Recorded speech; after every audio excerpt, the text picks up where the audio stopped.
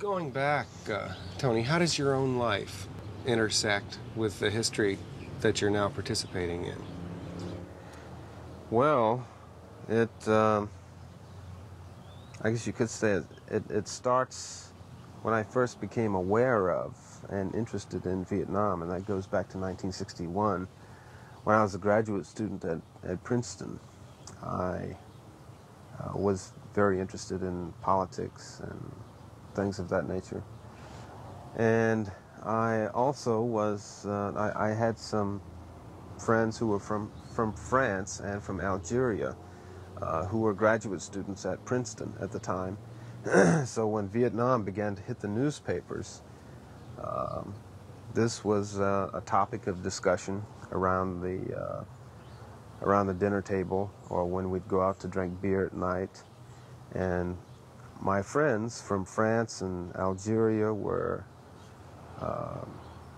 somewhat appalled that the U.S. was seemingly getting back into, or starting to get into a position that the French had found to be such a terrible one, or such an earth-shaking experience, for the country.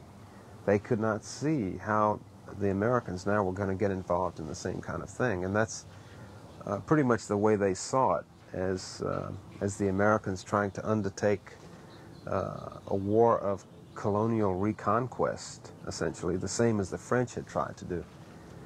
And so I became very interested in this, because this didn't seem like the kind of person that JFK was. And JFK was the man behind, certainly was responsible for the increasing involvement of the United States in Vietnam at that time. I think it was in 1962 that I found out that the Rand Corporation had projects about to begin or are already underway in Vietnam. And being a student of government at the Woodrow Wilson School in Princeton, I was also somewhat of a student of the Rand Corporation, and saw that as a very good way to go to Vietnam. I briefly investigated various other ways, like working for the government or maybe going as a freelance journalist. But I decided that my interests being what they were, that if I could get there with the Rand Corporation, that would be the best avenue of access, because I understood that the Rand Corporation had very high-level connections. And when I found out about the specific project that I ended up working on, when I found out about the prisoner interviewing project, I was very excited about that. Very excited about the possibility of fitting into that. Because what was that project called? The project was called the Viet Cong Motivation and Morale Study, and it was a very, very interesting project, both from the point of view of substance and the point of view of the project itself as something being undertaken by the Rand Corporation for the government. When you take a good close look at that project, you learn a lot about Vietnam. You learn a lot about our own way of doing things here in the United States. You learn a lot about the executive branch of government. You learn a lot about secrecy. You learn a lot about the extent to which norms have eroded in this country, because you see, the Rand Corporation is called by many people a university without students. The Rand Corporation grants PhDs now. When you think of it from that point of view, it becomes really very scary, because if you think of a university, and if you think of the Rand Corporation as a university, it's absolutely frightening, because there's so much thought control that goes on there. I would sum it all up by saying that the Rand Corporation is a concrete, living Orwellian metaphor. And a lot of things come to a head there. When you look at it as a university without students, you say to yourself, wow, it's a very rigidly controlled university. If you can imagine professors who are checked in and out by guards, who when they write something up and distribute it to their friends, it is logged. It goes into a file. It's there for everyone to see. Why would you go to work in such a place? I went to work there because I was interested in defense policy, and because the Rand Corporation had projects going in Vietnam, so it tied the two particular interests together very nicely. Plus, I knew that the Rand Corporation was a very important place, in many ways more important than the CIA or any other governmental intelligence gathering and intelligence analysis kind of place. The Rand Corporation virtually took over the Department of Defense with the onset of the McNamara period, so it was a very important place. However, I had this idea that if one were to be able to go straight to the belly of the whale, so to speak, and not get co-opted, that one could learn a great deal about the entire process. So that's how I saw it. I saw it as, in a sense, infiltrating the establishment, but never with the idea that that I would have to do anything that would get me charged with breaking the law. I never dreamed that I would have to go that far. I arrived in Vietnam in February of 1965, about the same time that the United States began its systematic bombing of North Vietnam, and began its overall increase in the use of air power in Vietnam, North and South. My job there was to administer, train, supervise teams of Vietnamese interviewers. We would go out into the countryside. We traveled all over Vietnam and look for prisoners. We would go to provincial jails and look for people who would be interesting to interview, people who had been with the NLF or with the People's Army of North Vietnam. So we did quite a bit of traveling, did interviewing under virtually every situation imaginable. We talked to a wide range of people. We talked to people who were very heavily committed to the revolutionary cause. We talked to people who were young, not so committed, who had just gotten bound up in the whole process and maybe captured a few weeks after they'd gotten into the Army. I saw a great deal of evidence of torture of prisoners, and often we would go to a prison and the jailkeeper would bring us someone that he would say was very dangerous, and he'd have him handcuffed and blindfolded. But we just couldn't work under those circumstances. I would tell the jailkeeper to either free the man, either take his handcuffs off and take the blindfold away, or we can't work. Generally, the prisoners were very cooperative, very much interested in talking with us, because it broke the monotony for them. They had to spend their entire existence in little cages or in little cells, and it was a good break for them to be able to get out to talk to someone. And the questions that we asked were not questions where we were looking for people's names or for specific events or anything like that. We were interested in more broad, general questions. So, such as? Well, their motivation, the questions related to that, questions related to their histories, what life was like in their village, what their family life was like. Several of the interviews were very moving, and one interview in particular, I look back now as being a real turning point in my life, actually. A gentleman that I interviewed shortly after going to Vietnam, a couple of months after arriving in Vietnam, had a great deal of effect on me. I interviewed him in the CIA jail in Saigon.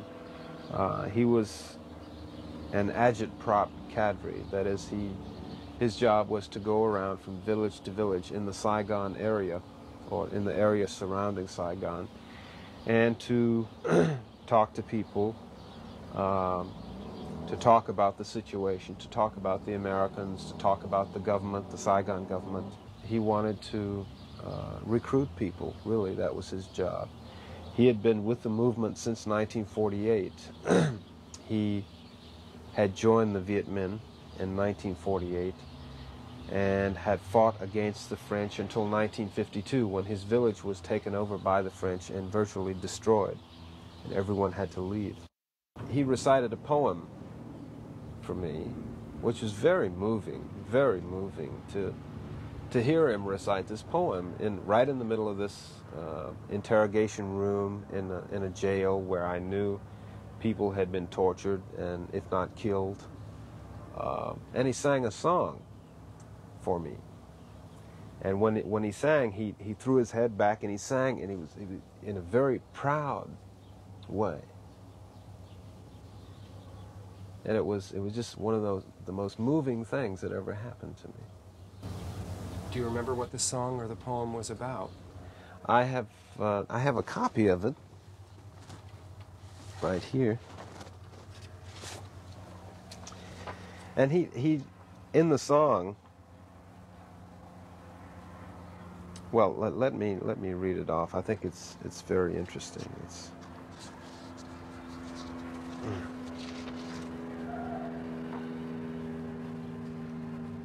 It's called The Disgusting War, and it goes like this. War cease, peace reappear. Let the millions of young trees sprout their leaves and stretch their limbs. Let the barren land turn into bountiful farmland. Let the poisoned crop return to life again. War cease, the deadly game. Let the frightening slaughter vanish.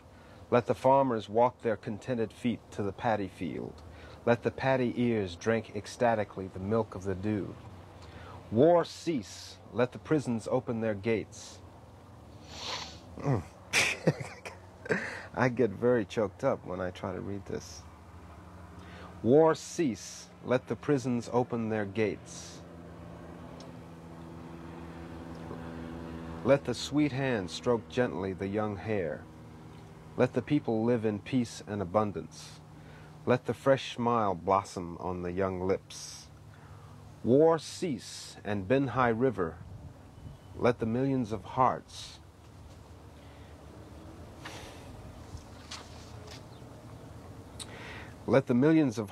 know the joy of reunion. Let everybody visit all our fatherland. Let the North and South enjoy the day of reunification. Then he went on to sing a song, and he threw his head back and he sang out, sitting there in the middle of this prison. And it was so beautiful. It was just very, very beautiful. And that was the stark contradiction of the whole thing, because the Vietnamese people are very, very beautiful people, you see. And what the United States is doing to them is as bad as they are beautiful. In the end, I had to see the truth of the situation, and that is that the people that America is fighting are people who are genuinely committed, sincerely determined, and are really fighting in the best traditions of their country. They're fighting in line with traditions that are really 4,000 years old. There were questions later on. As I stayed in Vietnam, I found that the Rand Corporation project was being used as it became to be used as more of a direct intelligence gathering tool. And I was against this. This didn't seem right to me. And in fact, the general overall policy direction of the project was something that I always found myself in conflict with.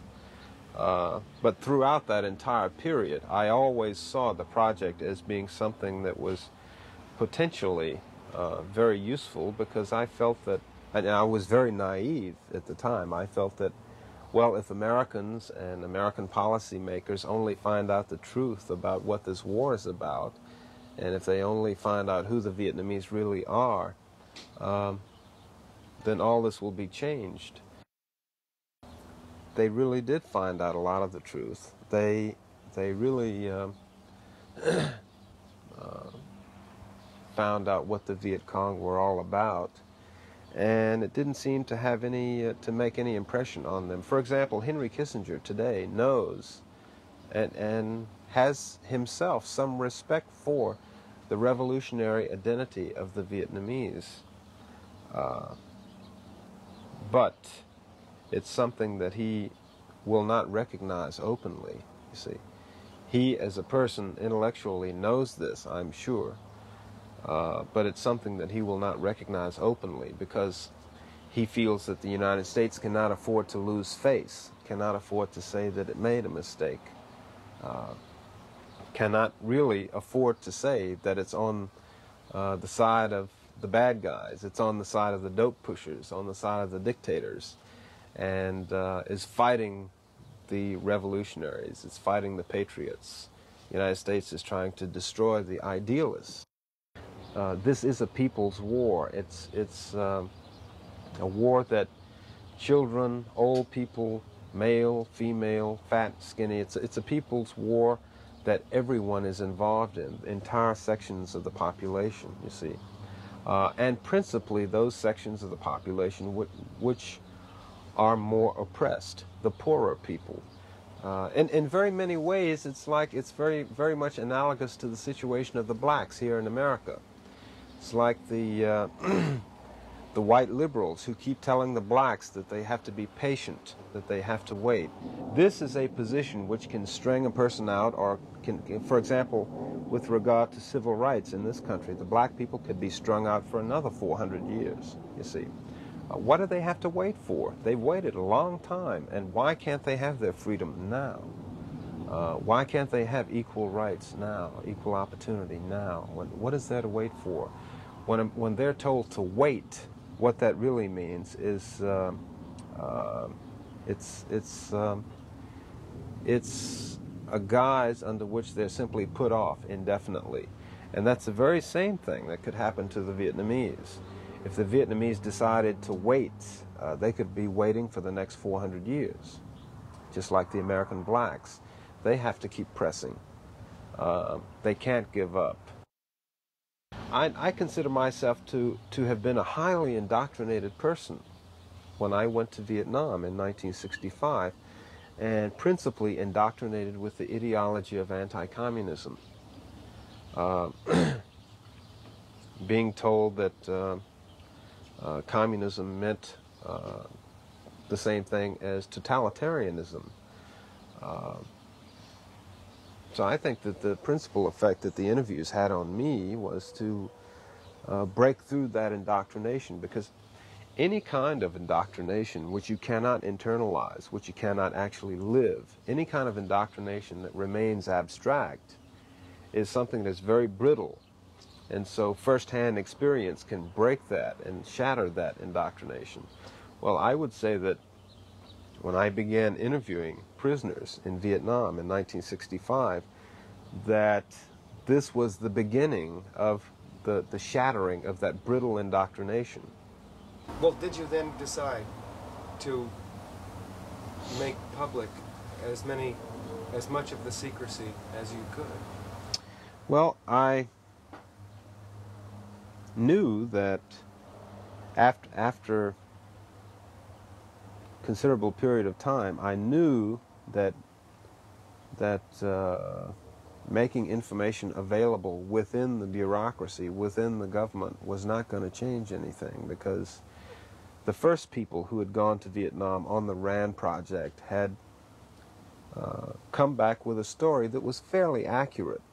They went to the Department of Defense and they briefed the Assistant Secretary of Defense for International Security Affairs, one of McNamara's right-hand men, a man by the name of John T. McNaughton. And after they briefed him, he said, and they were fairly accurate in detailing who the Vietnamese, or the so-called Viet Cong, who they were, why they fought, and so forth. And after hearing that, he said his reaction was really something very incredible. He said, if what you say in that briefing is true, then we're fighting on the wrong side. Now, what they said in that briefing was true. The United States is on the wrong side in Vietnam. But shortly after that briefing, those two men left the project. For what reasons, I don't know. Yes, the two consultants. And a much more hawkish fellow was brought in to head the project. And the picture totally changed. The picture totally changed. This was a man by the name of Leon Gouret. And what Leon Gouret told the government was totally different. It was exactly what the hawks wanted to hear. You were fired from RAND Corporation. Mm-hmm. Why? Well, shortly after I got back in 1968,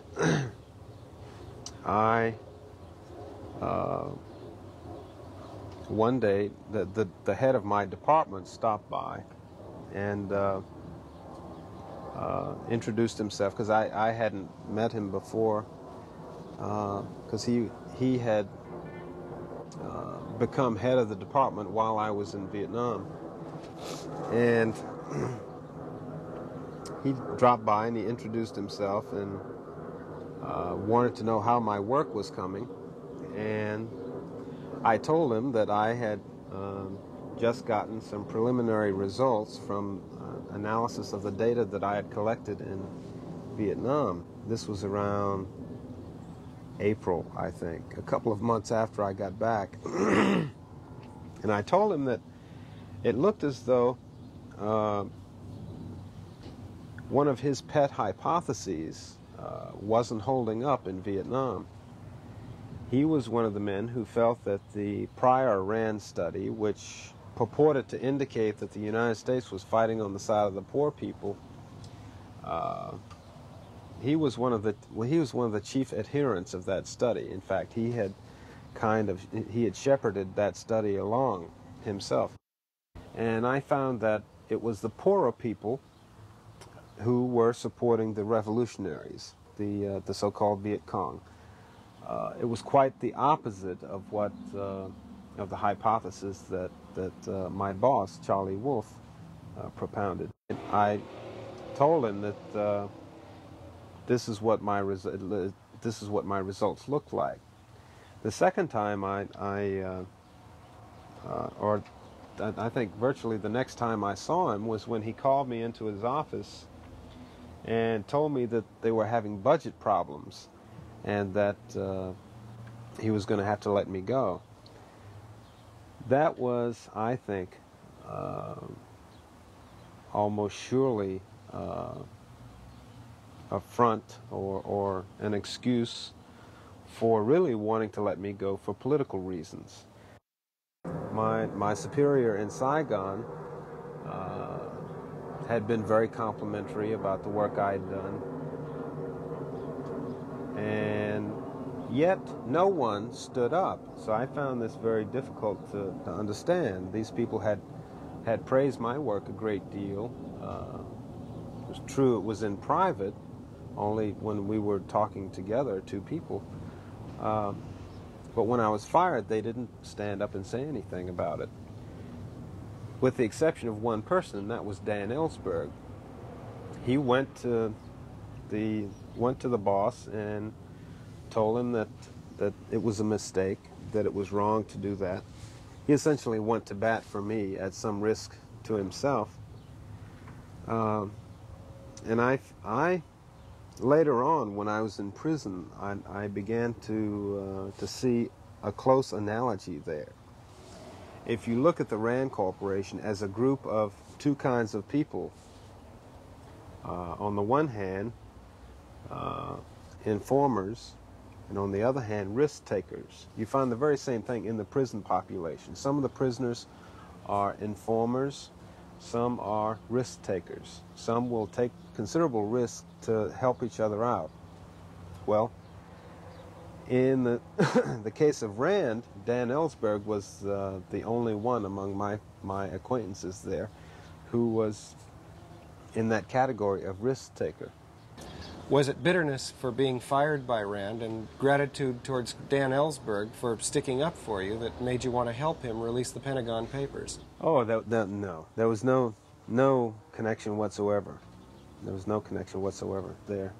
My part in the Pentagon Papers was motivated simply by my wanting to see the truth about the war, or more information, more solid information about the war get out. Because I felt that United States policy there was extremely misleading, extremely dishonest, deceptive, and I wanted to do as much as I could to try to expose that. What do you see, if you can really summarize them, not asking for an essay, are the major deceptions of the Vietnam War? I see the major deception as being the depersonalization of the Vietnamese, really not bringing out the revolutionary identity of the Vietnamese. The fact that the Rand interviews were suppressed is symbolic of this. How on earth could interviews with the Vietnamese help the Vietnamese at all? How could the enemy's own words help the enemy? You see, actually, the Rand interviews were suppressed because they wanted them to be kept from the American people, and I think that is the worst thing, and that is that the true character of the Vietnamese has not been appreciated, has not been brought out more. This is mainly, I think, the fault of the press and the media. Why is it their fault? Because I see their business as being one, their business is to educate, is to spread information, to educate, and not just sell Bayer aspirin. Television in this country is a way to implement authority. It's a way to keep people in line. It's a way to keep them buying those aspirin, buying the new cars, buying all the things that pollute the atmosphere, that pollute their consciousness. I think that it ties together in a very interesting way. For example, Frank Stanton is on the board of trustees of the Rand Corporation, or certainly was until recently. He's one of the founders of the Rand Corporation, a man who supposedly is in the business of the broadcasting of information, the diffusion of information, the free flow of information. But yet he's involved with a corporation like the Rand Corporation, whose business is keeping secrets, keeping information away from people that would be highly beneficial, that could only benefit everybody, could in the case, say, of the Rand interviews, could show the world just who the Vietnamese are. A secret is a fact that's held prisoner. I think that's a very useful way to look at it. For example, when you have something written down on a piece of paper that you lock away into a filing cabinet you're keeping that fact secret. You're keeping that fact a prisoner. What did you go through between the time that you Xeroxed the papers with Dan and they were finally released 18 months? Well, it was a long period of waiting, just an enormously long period of waiting, and at one point a feeling that they would never be released. When Dan left here in September of 1970, he got married right at the point when he left here. So he left here with the Pentagon Papers. He was married. I felt that this was not something that he would do were he ready to carry through with this, and were he willing to face jail. I didn't feel that he would be getting married if this is what he was contemplating. So I felt that he had changed his mind, that he wasn't going to release them, and it was a period where I became very depressed because I thought that it wasn't going to happen. If you can imagine the Pentagon Papers not happening, it's kind of a downer. Then one day, all of a sudden, it had happened. There it was in the newspaper, and it was like I've never been so happy. It was like it's indescribable. You know, I've just never been so happy, and I felt so really joyful about this that I didn't care what they might do to me, you know, because they really couldn't do anything to me. You know, they could put me in jail, but what? I could still thumb my nose at them because there's no way they could go back and undo the Pentagon Papers. If people questioned the leaders in this country more, if they held them to task, if they made them account for their policies in a more strict fashion, you could never have the kind of thing that happened in Vietnam, like the congressional resolution that was pushed through after the Gulf of Tonkin incidents. I think is an indication of how Congress and the American public simply bought everything that the president said with very little question. To begin with, I think there should more attention should be paid to white-collar crime in this country, and the crimes associated with Vietnam are the paramount of that, if not the epitome. If the United States is ever going to really learn a lesson from this, I think there have to be war crimes trials. If I can do 47 days, I think that Richard Nixon certainly should do some time. I think that Melvin Laird, Henry Kissinger, all those people should do time. I wish that the system were a little more humane. I would not want to see them brutalized. I would like to really see them learn to appreciate life more, though. For example, I think Richard Nixon should have to do time in a greenhouse and learn something about life by taking care of plants. Or maybe he should be made to take care of animals. I'm not sure, but something like that, you see. Maybe it would bring him back to his senses, but not just him.